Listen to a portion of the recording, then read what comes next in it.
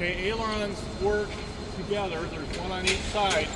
But when you turn the airplane, when you turn the control wheel, ailerons go in opposite directions. Okay, so one goes up, one goes down. The one that goes down pushes that wing up, and the other one that's going up is pushing that one down. So that's what turns the airplane laterally. The next section in here, there's actually two of them. There's a section here, you'll see a section there. Those are called the flaps. The flaps do a couple things for us. Number one, they change what they call the camber of the wing. So they change the curvature of the wing. So the wing is curved on top and more or less flat on the bottom.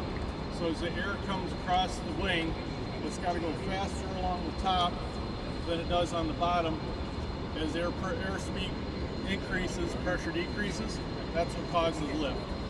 So if we change that camber, we're increasing lift. We're also increasing drag. So when you see the airplanes coming in, you see the flaps are down. That slows the airplane down, but it gives it more lift so you can fly slower. Okay? So that's what the flaps do for us. Back on the tail, you see the part that's drooping down, that's the elevator. One on each side, the elevators work together. That changes your pitch, nose up, nose down. And then the rudder up there, that helps and turns. It does what they call corrects for adverse yaw. So when you turn the airplane, I said one wing goes up, one wing goes down. The wing that goes up is increasing lift, but it increases drag. So the airplane nose wants to swing in the opposite direction. The rudder compensates for that. So you have nice coordinated turns. So that's how the flight control works. Now this thing out on the tip of the wing, that winglet, they call it, that helps reduce drag. Okay? It makes the airplane more efficient. So what that does is, as they're flying along, the air wants to squirt out from underneath the wing and go around on top. On a real humid day, you see them coming in, you'll see little trails coming off the end of the wings, little vortices. Okay, that's that air trying to get out from underneath the wing. That breaks that up. That reduces drag again, makes the airplane more efficient. Okay.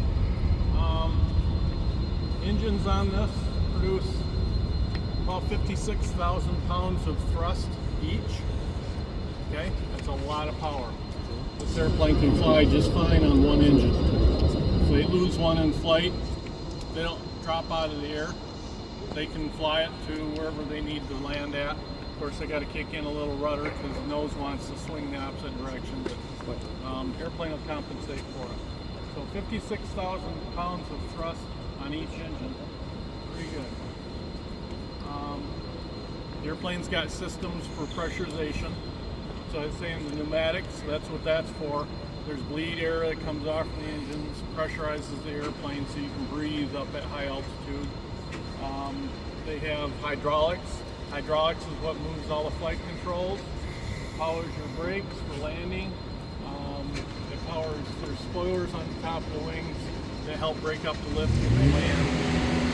Let's see what else we got. What these guys in the back are working on is the APU. It's called the auxiliary power unit. We abbreviate it to APU.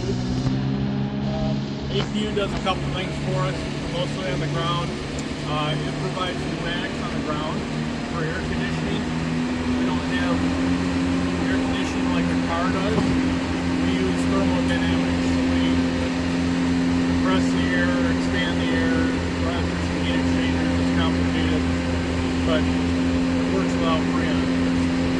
So that provides air conditioning when you're on the ground sitting in the gate. It's a hot day, everybody's sweating. That keeps us cool.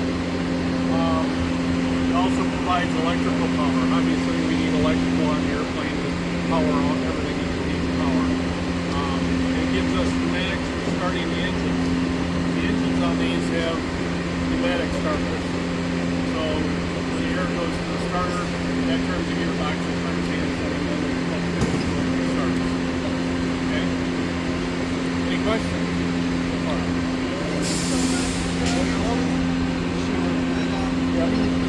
Oh, you're more welcome. your tour.